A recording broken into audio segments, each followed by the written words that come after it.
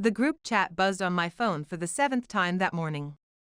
Photos of camping gear, excitement over hiking boots, messages filled with emojis and exclamation marks from my stepmother Beverly, my stepbrother Marcus, his wife Tiffany, my step-cousin Courtney, and even Uncle Ray. Everyone was clearly thrilled about the upcoming family camping trip for Beverly's birthday. Everyone except me. I scrolled through the messages in silence, rereading one in particular. Vanessa, can you send your car details so we can coordinate the carpool to the campsite? I hadn't received any information about the camping arrangements. No tent assignment, no gear list, no meal planning details. So I texted Beverly directly, "Hey, just double-checking, did someone already pack camping gear for me too?" Her response came 5 minutes later, "Oh honey, we figured a rider like you would prefer some quiet time alone. The tents are pretty cramped anyway. Maybe you can find your own spot nearby? You understand, right sweetie?" No explanation, no real apology. Just a dismissive assumption as if this kind of thing hadn't been happening since she married my father when I was 12. I stared at the message for a long moment, heart pounding. A mix of disbelief and a sickeningly familiar sting in my chest. They'd done it again. Excluded me, but with a smile. You see, in my step-family, I was always the outsider. The extra burden at family gatherings, the one they forgot to include in holiday photos, the one whose achievements always got overshadowed by Marcus's insurance sales awards, the one who didn't quite fit their practical, blue-collar values. Marcus was the golden child, father's business partner, 2 kids, family man, successful in the traditional way. Courtney was the fun step-cousin who was always loud, always included, always seen. And I was Vanessa's single, quiet, ambitious in ways they didn't understand. I built a successful freelance writing career over 6 years. I traveled, worked with magazine clients across the country, and had just finished a feature story series for one of the most well-known lifestyle publications in New York. But none of that seemed to register with my step-family. "You should really think about getting a stable job," Beverly had said during our last family gathering. "Your writing sounds more like a hobby," Courtney added, scrolling through her phone. I had nodded politely, smiled even, but deep down it chipped away at me. This time, though, I wasn't going to cry in the bathroom or skip the trip in quiet humiliation. I was going to do something else. I opened my laptop, still staring at the group chat buzzing with excitement about their budget camping arrangements at Pine Ridge State Park. I clicked open a different browser tab and typed 4 simple words: luxury glamping near Pine Ridge. The family camping trip was supposed to be a budget-friendly 5-day trip to celebrate Beverly's birthday. A simple family bonding experience, she'd said. But now they had arranged all the camping spots and conveniently left me out. There it was, Wilderness Retreat Glamping Resort. Private luxury tents with full bathrooms, gourmet outdoor dining, personal concierge service, and spa treatments. $3,200 for 5 days. A pause, then a smile. Perfect. I didn't hesitate. I booked it. And just for fun, I scheduled the luxury RV rental I'd been researching for a potential travel writing piece, my latest assignment that would pay for this entire revenge. I forwarded the confirmation to my editor partner with a note: "Please make sure the glamping site is pre-stocked with Beverly's favorite wine. Label everything for Miss Vanessa. I want it to be unforgettable. Because if there's one thing I've learned from being treated like an afterthought your whole life, it's that silence isn't always strength. Sometimes silence is strategy." 2 days later, while they continued planning group activities without me, I quietly confirmed every last detail. The luxury RV pickup, the personal chef arrangements, the welcome basket for each luxury tent. Jessica texted back, "Everything is arranged. Shall I have the resort manager notify the main campground when you arrive?" I replied, "No, let's keep it a surprise. I want to see their faces." And I meant it.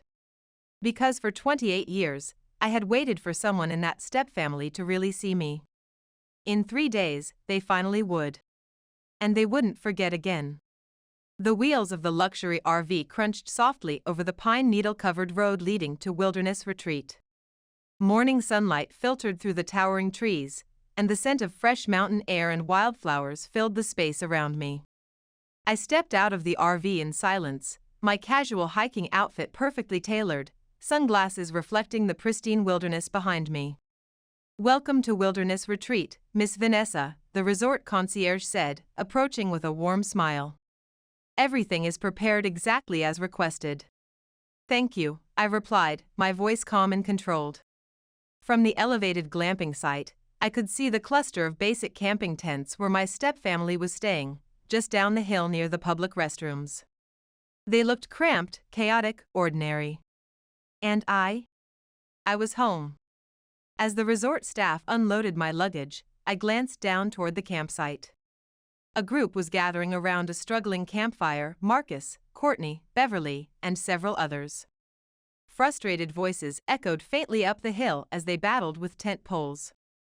I could tell the moment someone noticed the luxury RV. Heads turned. Courtney's baseball cap came off. Marcus stopped mid-argument with a tent stake. Beverly shaded her eyes with one hand. I walked toward my luxury tent without looking back. The glamping accommodation was stunning. Hardwood floors, floor-to-ceiling windows, a gourmet kitchenette with fresh fruit and champagne already chilled in the mini-fridge. The framed photo of Beverly from her 50th birthday party, just as I'd requested, surrounded by her favorite flowers. The same Beverly who had texted about quiet time alone as if I were some burden, not her stepdaughter. I stood for a moment, staring at the photo. Then I walked over, picked it up, and moved it. It didn't belong at the center anymore. Not today. I gave them an hour. An hour to wonder. An hour to sweat. An hour to realize that the girl they thought they had dismissed, left behind, excluded, had just arrived in a way they never expected. At exactly noon, I descended the path toward the campfire where they were gathered. The sound of clinking beer cans and frustrated conversation drifted up, but it all stopped when I rounded the corner. I took off my sunglasses and smiled. "Hey everyone." There was a beat of stunned silence. Beverly blinked rapidly. Marcus actually did a double take. Courtney's jaw dropped, frozen mid-sip from her beer can. "Vanessa?" Beverly asked, as if she weren't sure whether to believe her own eyes. "Of course it's Vanessa," Marcus muttered, recovering. "She just arrived in a freaking luxury RV." "I thought you needed quiet time alone," Courtney asked, turning to Beverly. Beverly stammered, I thought you weren't coming." "I managed to find something nearby," I said smoothly. "Last minute." "Lucky, huh? Where are you staying?" Marcus asked. I pointed upward. "Wilderness Retreat." Marcus blinked. "That place? The one with the private chef and the spa services?" "Yes," I said, brushing invisible dust from my wrist. "That one." There was another moment of silence. The kind that stretches uncomfortably, held together by 1,000 unspoken things. Guilt, confusion, pride. "Well," Beverly finally said, forcing a smile, "I'm glad you made it. We thought you'd be upset." "Why would I be upset?" I asked, looking directly at her. "It's just a family camping trip." "You said I needed quiet time," Courtney tried to break the tension. "Well, maybe we can all come see your place later." "It sounds amazing." "I'm sure you'll see plenty of it," I said casually. "I've arranged a birthday dinner there tomorrow night. Everything's catered. Chef Rodriguez is driving up from the city." Beverly blinked. "You arranged dinner? At your place?" I smiled wider. "Of course. It's your birthday. I wanted to make it special."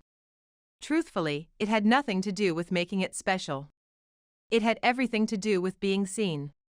I had spent too many years watching Marcus's endless insurance awards being celebrated, Courtney's new marketing campaigns admired, everyone else's milestones paraded around like trophies. Meanwhile, my published articles were footnotes, if they were acknowledged at all. "Vanessa," Beverly said, her tone gentler now, "you didn't need to do all that." "Maybe I did," I said quietly. "Maybe it was time." Back at the glamping site, I stood on the wooden deck with a glass of wine, watching the sun begin its slow descent behind the mountains. Down below, I could still see my stepfamily around their struggling campfire. All their laughter had quieted. They looked up at the luxury tents more than once. I didn't wave. I didn't need to. The message was already delivered. And tomorrow, the real dinner would begin. With the wine, with the speeches, and with the truth. The next evening, just before sunset, Wilderness Retreat glowed with string lights. Elegant lanterns hung between the pine trees, casting warm reflections across the outdoor dining area. Tables were set beneath the wooden pergola, draped in rustic linen and lined with artisanal pottery, silverware, and personalized name cards, each written in calligraphy. A soft breeze carried the scent of grilled vegetables, herb-crusted salmon, and Beverly's favorite dessert, apple cinnamon cake. The birthday dinner was ready. I stood near the entrance in a tailored blazer and dark jeans, watching the chef make final adjustments to the outdoor kitchen setup. Behind me, the soft sounds of acoustic guitar filled the air. The entire setup was elegant, intentional, sharp. I wanted it to feel like something they'd remember, because this dinner wasn't just a celebration. It was a statement. The luxury shuttle arrived punctually, just as I planned. The same type of high-end transport they had watched me step out of 2 days before. Now they were stepping into my world. Beverly stepped out first in her favorite navy dress, one she'd worn for Marcus's insurance company dinner last year. David followed, awkward in his pressed khakis, glancing around the glamping resort like he was still trying to piece it all together. Marcus and Tiffany clutched hands, their faces blank but alert. Courtney, as always, looked effortlessly composed until she saw the dessert display. "Is that from that fancy bakery downtown?" she whispered. I smiled. Chef Rodriguez made it himself. Silence again. Surprise, discomfort, a hint of awe. They were used to being the center of the story. Tonight, they were just guests. As everyone took their seats, the mood slowly shifted. The wine softened their edges. The food amazed them. I watched the tension unwind, replaced by curiosity. "This place is just beyond anything I imagined, really, Vanessa." Beverly turned to me, tone light and curious. I had no idea. "Most people didn't," I said, sipping my wine. "You've done well," David added, a bit gruff, like it pained him to say it. "Very well. I'm glad you think so," I replied calmly. "It's been a long journey." By the time dessert arrived, I stood to speak. Everyone fell quiet. I looked around the table at the faces that had smiled at each other for decades, often without seeing the one face that lingered just outside the frame. Mine. "I want to thank you all for coming tonight," I began, voice steady. "I know this trip was meant to be low-key, casual, but when I heard I needed quiet time alone and wasn't included in the camping arrangements." A ripple of discomfort moved across the table. I decided to make my own arrangements. Something appropriate. A few half-laughs, nervous, unsure of the tone. "Vanessa, we really didn't mean to exclude you. It was just about space." Beverly shifted uncomfortably. "I know," I said, locking eyes with her. "It's okay. It's not the first time." That stung more than I let on, but I didn't let my voice crack. I wouldn't give them that satisfaction. "I used to think I had to earn a seat at this table by proving I was like the rest of you," I continued. "By taking a safer path, by downplaying my choices, by accepting being underestimated." A long silence. "But over the years, I built something quietly. While you were all comparing insurance sales, nursing shifts, construction contracts, and new trucks, I was building a writing career that now serves clients across multiple states." I'm not saying this for applause, I added as Courtney's eyes flicked away. "I'm saying this because I spent too long thinking your validation meant something I needed." I paused. "But I don't. Not anymore." Beverly spoke first, her voice small. "Vanessa, we never wanted you to feel." "I know," I interrupted. "You never wanted me to feel left out. You just excluded me. Again and again." The honesty landed like a thunderclap. Marcus looked down at his napkin. Courtney sipped her water without meeting my eyes. David stared straight ahead, jaw clenched. I took a breath and softened. But I forgive you. I really do. This dinner isn't about revenge. It's about rewriting the narrative. It's about finally stepping into the space I've always deserved to occupy. Vanessa, Beverly said, her voice trembling, this is overwhelming. It's not meant to be overwhelming, I replied gently. It's meant to be seen. We ended the night with toasts and quiet conversation. Some avoided me, others offered nervous compliments. But I didn't mind. I wasn't here for applause. I was here for closure. And maybe, for the first time in my life, I'd finally found it. Tomorrow, I'd show them more. The published articles, the magazine contracts, the literary award they'd never noticed. But for tonight, I let the silence speak. Because sometimes silence says, I don't need your permission anymore. The next morning, the glamping site was quiet. A soft golden light filtered through the pine trees as the first rays of sun stretched across the mountain peaks. I stood barefoot on the wooden deck with a cup of coffee, letting the silence settle into my bones. Last night had been intense and necessary. Today would be different. It was time for them to see, not just hear, what I had built. By mid-morning, the shuttle had arrived again, this time to bring everyone back to my luxury tent for what I had titled the portfolio presentation. I could tell from their expressions they didn't quite know what to expect. Beverly looked nervous, David guarded, Marcus whispered something to Courtney who shrugged but looked genuinely curious. I greeted them warmly. I hope you're ready for some reading. We'll be going through 6 years of published work today. We started in the main lounge area where I had set up a series of display boards, each one featuring different articles and publications from my career. There were magazine covers, newspaper features, online columns. I had included original drafts, final published pieces, and notes from editors who'd offered permission to be quoted. Their eyes moved slowly over the displays. I saw Marcus stop at the certificate from the National Magazine Awards listing my environmental series as finalist for investigative journalism. Beverly paused in front of a photo of my byline featured in The Atlantic, an article she had once called too political when I mentioned the topic years ago. I had no idea, she whispered. No, I replied gently. You didn't ask. From there, we walked through the workspace area of the tent, my real office setup. There I kept research files, interview notes, client testimonials, and contracts for upcoming projects. This is the expansion phase, I explained as we entered the reading nook. In the past 2 years, I've secured contracts with 3 major publishing houses.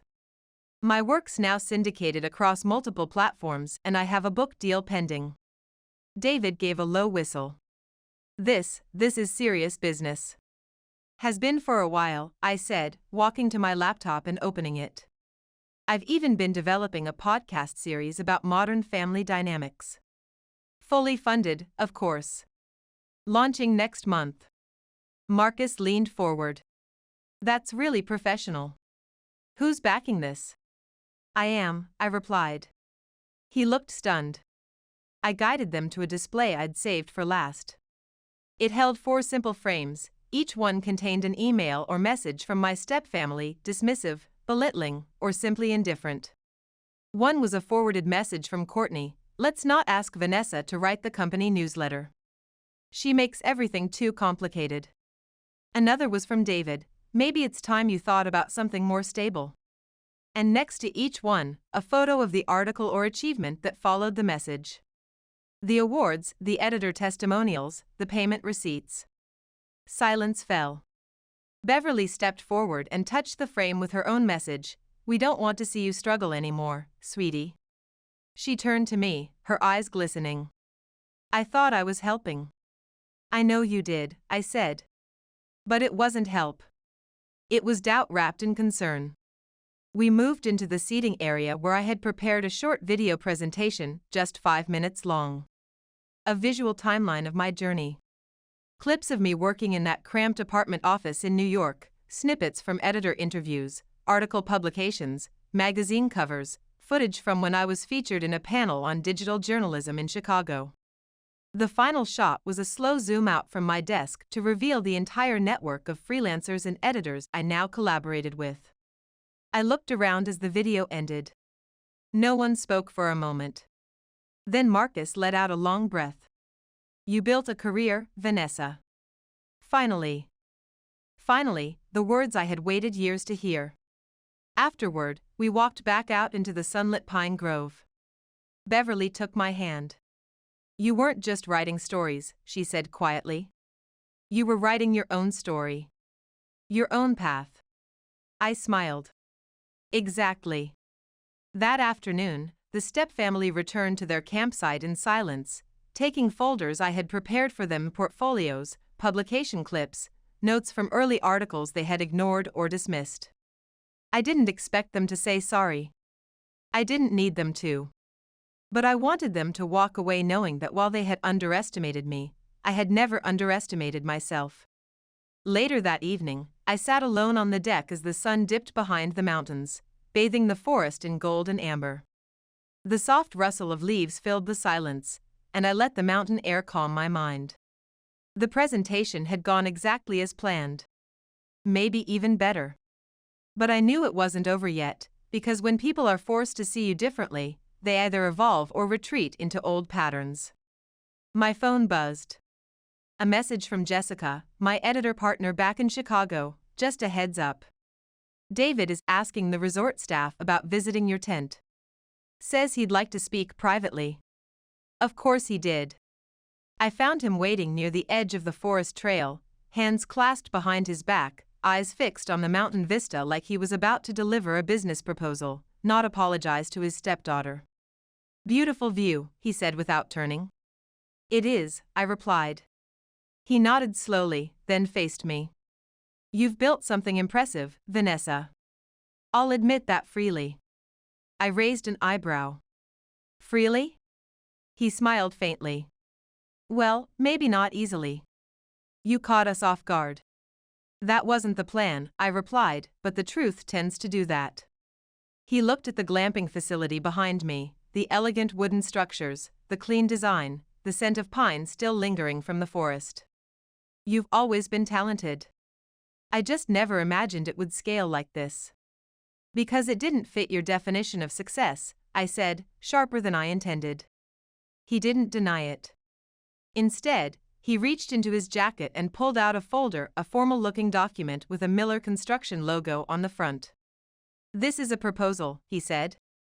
"We'd like to explore a partnership." I took the folder, leafing through it quickly. Pages of projections, content partnership options, cross-promotional marketing.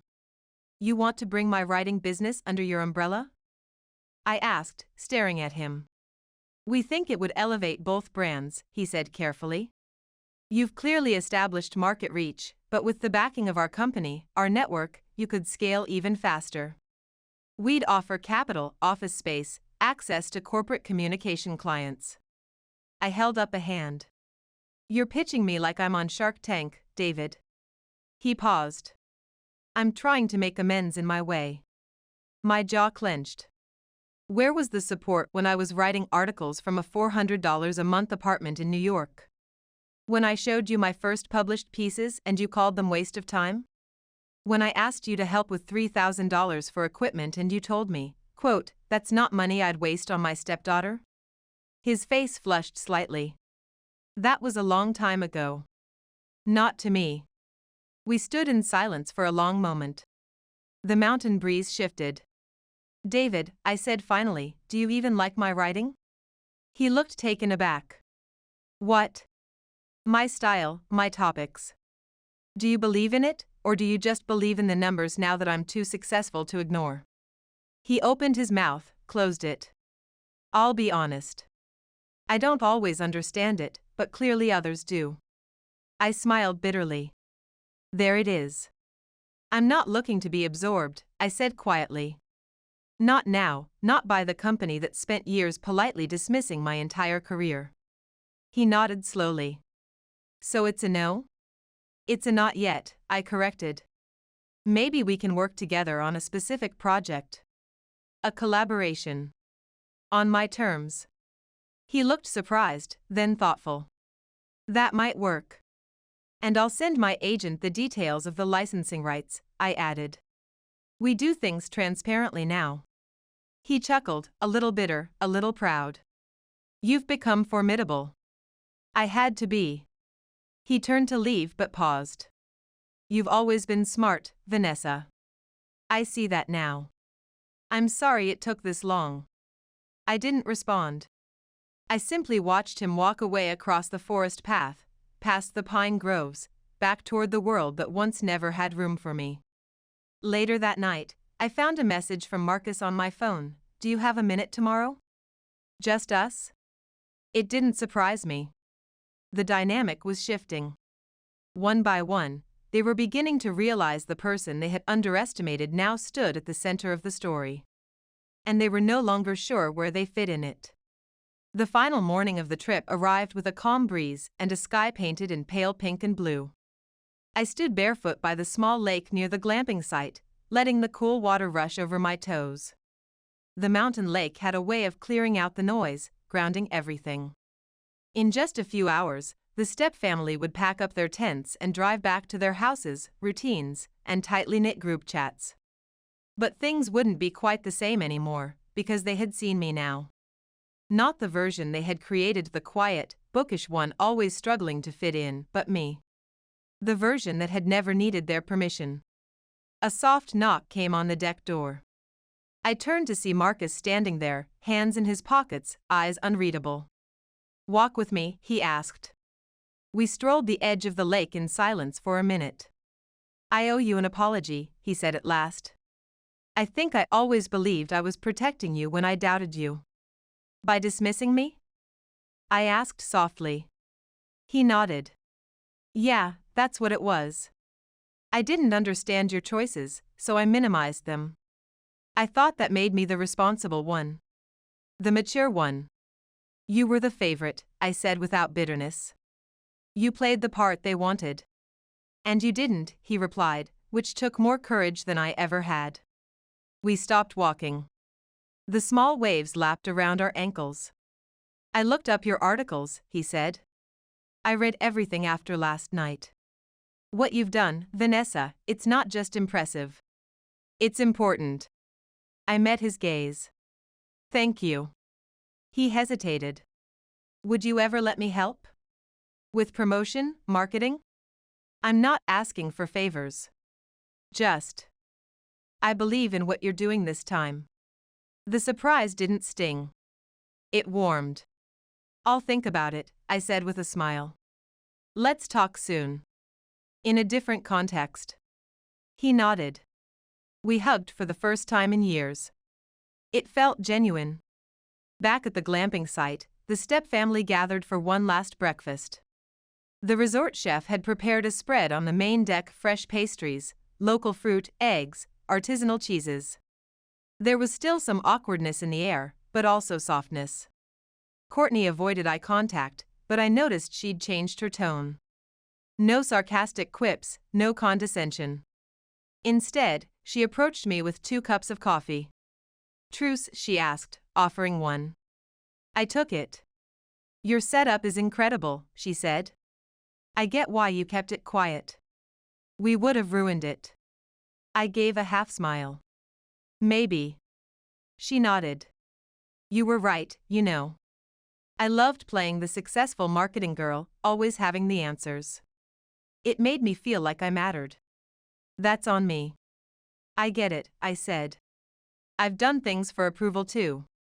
Just in different ways. Courtney glanced around. So what happens now? I'm not going anywhere, I said, but I'm also not shrinking to make everyone else feel comfortable anymore.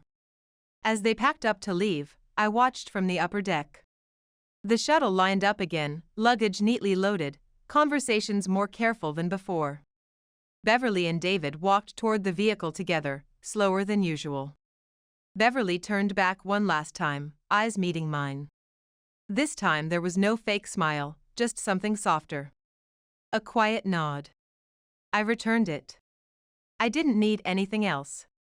Back inside, the glamping tent fell silent. The string lights were dimmed, the coffee cups cleared, the space returned to stillness like it had been holding its breath all week. I walked through the rooms alone, barefoot, touching the wooden surfaces, the large windows, the carefully arranged books and awards on the shelves. All of it mine. All of it earned. I stopped by the last framed piece on my desk, a copy of the email I had sent to David 4 years ago asking for help with equipment costs. His response below, "Vanessa, I just don't see how this pays the bills. Maybe stick to journalism for now." I smiled and tapped the frame. "Thank you," I whispered, because in the end every doubt became fuel. Every rejection became clarity. As the sun set, I poured a glass of wine and stepped onto the deck barefoot once again. The mountain air was crisp, and everything smelled like pine and wildflowers. I thought about the girl I was 16 years ago, eager, hungry, quietly fierce, and desperate for approval from people who could never truly give it. And I thought about who I'd become. Not in spite of them, but without them.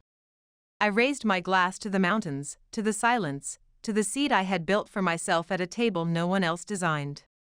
To the ones they overlooked, I whispered, to the ones who remember themselves.